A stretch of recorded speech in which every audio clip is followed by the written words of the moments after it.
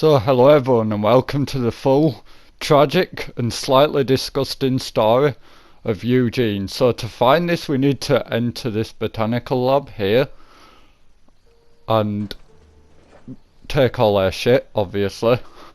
As you can see, they've been growing weed.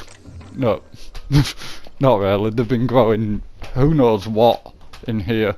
So we're just gonna have a little look around. Here we can see some terminals with some messages. I won't actually read them out, but here we have the gold teeth. If you're hungry, there's meat turning on the spit outside. If you're bearing illness, find a place to lay your head down and I'll fetch you a poultice. Yeah, how many leprechauns have you been Ever killing? seen a novelty paperweight?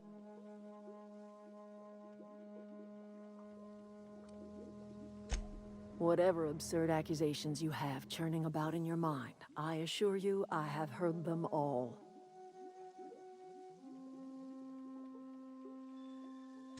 I did nothing wrong. The teeth were harvested from a body that went cold long before my tools ever touched it. Gold does not decompose. The teeth had to be removed. And while I am no licensed dentist, I should think I did a fair job of it.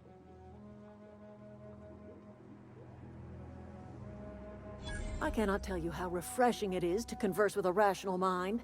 That's exactly right. Rot is necessary for life. A corpse is bursting with the nutrients a young sapling craves. The crops I grow here are natural, nutritious, healthy. My garden does more than fill the bellies of my flock. It keeps them from falling ill.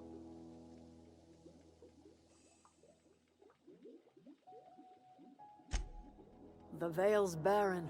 Been that way for years. Soil's been sterile about as long as I can remember.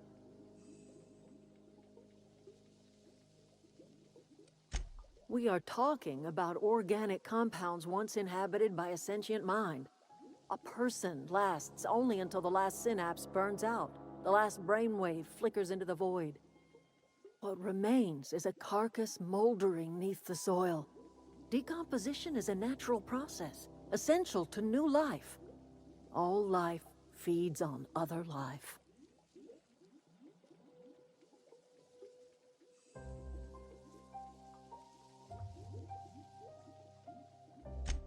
Oh, I don't know. If it was me, I'd be glad to volunteer. Keeping others alive, that'd be a beautiful gift to leave. But none of the folk you used had a say. You didn't ask, ma'am. And what about my dad? I talk to his grave every Saturday. Is he even there? Robert is just where you left him, dear. He died too long ago. By now, he's naught but a skeleton. So I'm pretty sure this is where Subway get all their ingredients from, but you never know. Anyway, so now we've got to go here, definitely not to get a haircut. And as you can see, we're gonna go into the back and we can discover more about our good friend Eugene.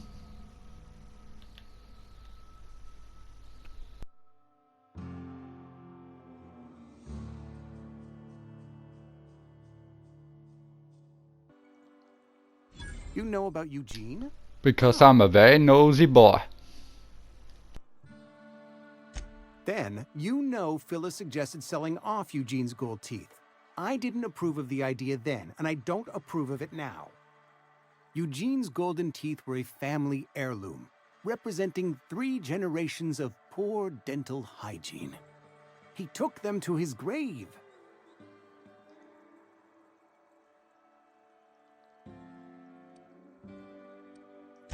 You found Eugene's teeth? What?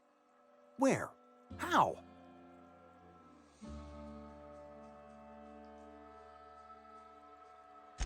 McDevitt? The old flavor specialist? That is just grotesque. Thank you, I suppose. These, teeth should cover my fees nicely. My papers should be in order.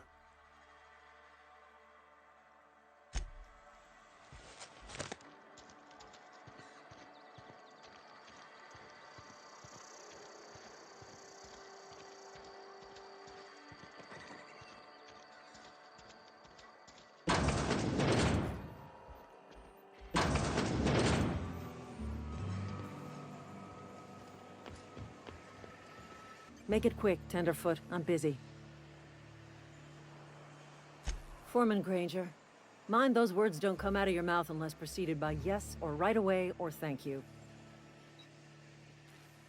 Shit. Silas still on about that. Here, take the fees. I'd appreciate it if you didn't tell Reed I was late on my payment.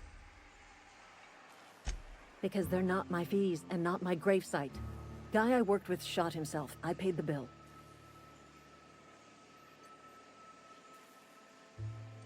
If you're not familiar with board law, you ought to be. Law requires delinquent gravesite fees to be paid by the deceased party's closest living relative, which meant me. Shame, though. Eugene was a good worker. Woke up one morning and put a round through his upper story. Can't imagine why. The kid was doing all right at his desk. We all thought he was an upstanding receptionist. Just between the two of us, I'm pretty shocked his weapon didn't misfire. Spacer's Choice handguns aren't the most reliable.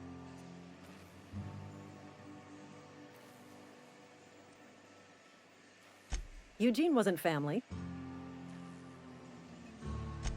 Yeah, I was the closest living person relative to his body at time of death. I'm the one who found him, you see, so I pay the fines. Suicide's a crime. The legal term is irreparable damage to company property. What Eugene did to himself was vandalism.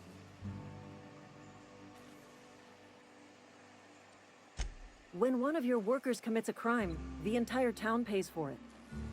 In other words, Edgewater would have been penalized pretty hard. Whatever Eugene was worth as an asset, we would have had to pay out of pocket to Spacer's Choice.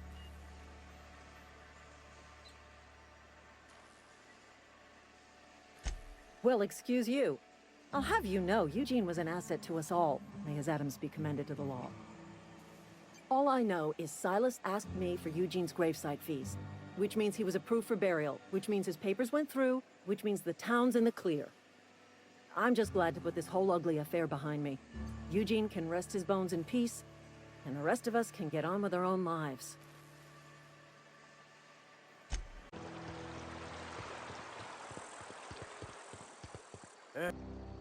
Lovely to see you about, Miss Parvati. Things going all right, Silas? Been keeping him careful and true, miss.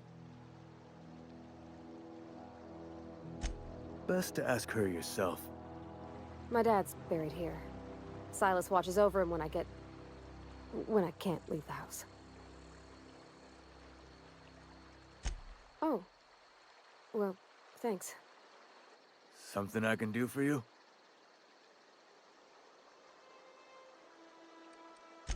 Yeah? What about him?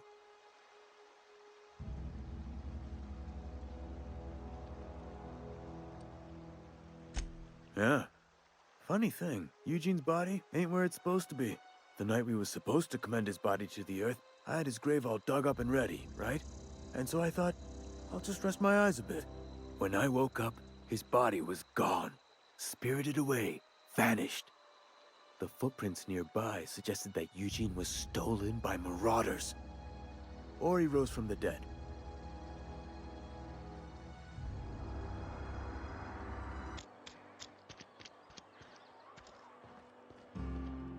Interesting.